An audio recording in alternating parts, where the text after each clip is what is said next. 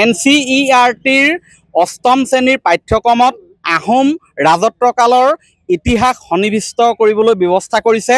ভাৰত চৰকাৰে আৰু এই ব্যৱস্থাক স্বাভাৱিকতে সমগ্ৰ অসমবাসীৰ আদৰণি জনাইছে কাৰণ সৰ্বভাৰতীয় পৰ্যায়ৰ পাঠ্যক্ৰমত আহোম শাসনকালৰ ইতিহাস সন্নিৱিষ্ট কৰিবলৈ বিভিন্ন সময়ত দাবী উত্থাপন কৰি আহিছে আৰু বৰ্তমান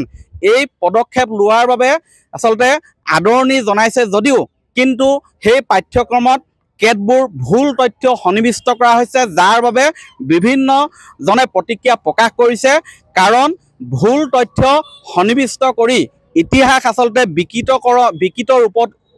আচলতে প্ৰকাশ কৰাটো বা প্ৰচাৰ কৰাটো কেতিয়াও গ্ৰহণযোগ্য হ'ব নোৱাৰে তাক লৈ বিভিন্নজনে প্ৰতিক্ৰিয়া প্ৰকাশ কৰিছে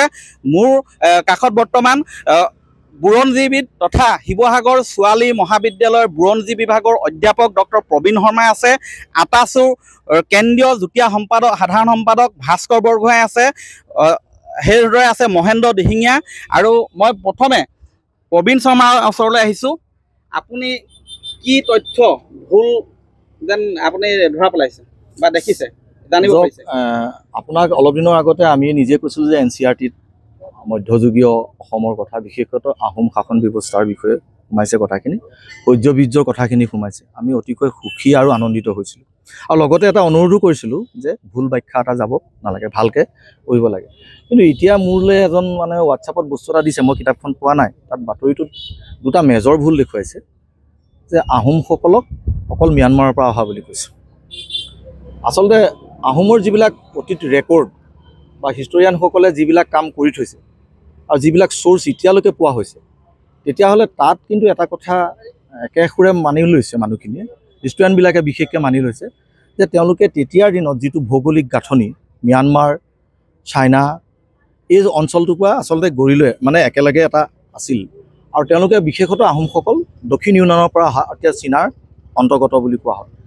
আগৰ পৰা এটা সুসভ্য জাতি হিচাপে পৰিচিত এই টাইসকল বিভিন্ন সময়ত মাইগ্ৰেশ্যন হৈছে আৰু তেওঁলোকৰ মাইগ্ৰেশ্যনৰ ট্ৰেছ বা তেওঁলোকৰ থলীটো যদি উৎপত্তিৰ স্থলটো চোৱা হয় তেতিয়াহ'লে দেখা হয় যে তেওঁলোক ম্যানমাৰ চীনৰ অৰ্থাৎ দক্ষিণ চীনৰ ইউনান প্ৰদেশৰ এই অন্তৰ্ভুক্ত বুলি কোৱা হৈছে আমি অলপতে ডক্টৰ পুষ্পধৰ গগৈ ছাৰক আমি মাতিছিলোঁ শিৱসাগৰ ছোৱালী মহাবিদ্যালয়লৈ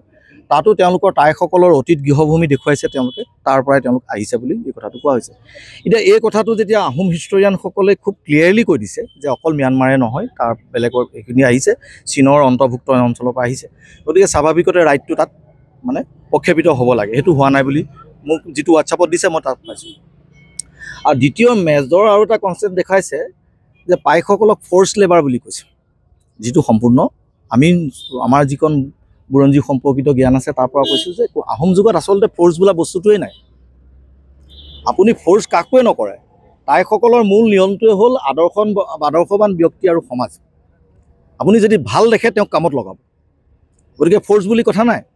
এতিয়া ফ'ৰ্চ বুলি বস্তুটো যদি গুচি যায় আমাৰ সৰ্বভাৰতীয় পৰ্যায়ত যদি কথাটো যে সেই সময়ত ফ'ৰ্চ কৰিবলৈ হ'লে শক্তি এটা প্ৰয়োগ কৰিব লাগিব সেইটোতো হ'ব নোৱাৰে গতিকে মই ভাবোঁ বস্তুটো বিষয়বস্তুটো NCERTলৈ নিয়াটো এটা সুখবৰ কিন্তু তাক ভুলকৈ নিব নোৱাৰিব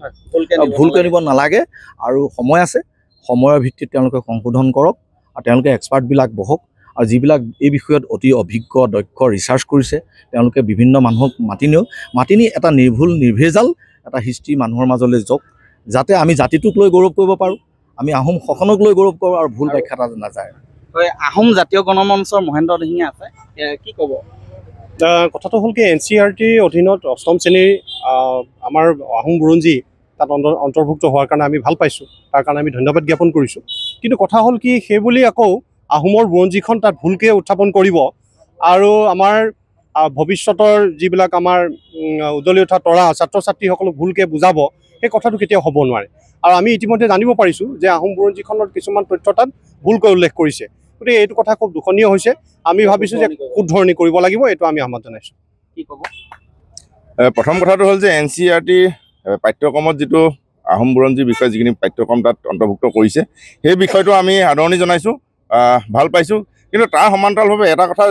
চৰকাৰখনে দৃষ্টিগোচৰ দিয়াটো প্ৰয়োজন যে যিকোনো ইতিহাস আচলতে বিকৃতকৰণ নকৰাকৈ বিসংগতিপূৰ্ণভাৱে যদি ক'ৰবাত অন্তৰ্ভুক্ত কৰিছে আচলতে সেইটো এটা জাতিৰ কাৰণে আচলতে এইটো অপমানসূচক হৈছে কাৰণ নৱপ্ৰজন্মই যিখিনিয়ে নতুনকৈ পঢ়িব সেইখিনি শিকিব প্ৰথমৰ পৰাই যদি তেওঁলোকে বিসংগতিমূলকভাৱে ভুলকৈ যদি ইতিহাসটো পঢ়ি যায় আচলতে গোটেই আহোম জনগোষ্ঠীৰ যিটো ইতিহাস গোটেই ইতিহাসৰ পাতনিটোৱে আচলতে ভুল হৈ গুচি যাব গতিকে এটা কথা আমি সদৌ টাইমছ ছাত্ৰসন্থাৰ ফালৰ পৰা স্পষ্ট কৰি দিছোঁ যদিহে NCERTত এই পাঠ্যক্ৰম আপোনালোকে অন্তৰ্ভুক্ত কৰিবলৈ আছে তেতিয়াহ'লে অসমৰ যিসকল বিশিষ্ট বুৰঞ্জীবিদ আছে সেই বুৰঞ্জীবিদসকলৰ লগত আলোচনা মৰ্মে আচলতে গোটেই পাঠ্যক্ৰমত অন্তৰ্ভুক্ত কৰক নহ'লে কিন্তু এই বিসংগতিপূৰ্ণ যি পাঠ্যক্ৰম আৰম্ভ কৰিবলৈ বিচাৰিছে তাৰ কিন্তু আমি বিৰোধিতা কৰিছোঁ গতিকে ইয়াক শুদ্ধ কৰি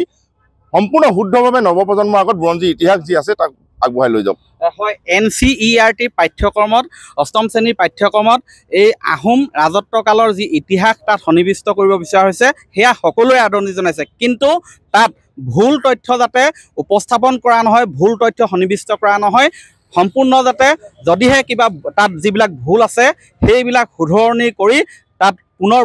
তেওঁলোকে যাতে পুনৰ মুদ্ৰণ কৰে বা পুনৰ প্ৰকাশ কৰে তাকে বৰ্তমান অসমৰ বিশিষ্ট বুৰঞ্জীবিদ বিভিন্ন দল সংগঠনে সেই দাবীয়ে বৰ্তমান জনাইছে আপুনি বিচৰা বাতৰি পাব কেৱল নিউজ 18 এপত নিউজ 18 এপ ডাউনলোড কৰিবলৈ স্ক্যান কৰক এই QR কোড গুগল প্লে ষ্টৰতো পাব এই নিউজ 18 এপ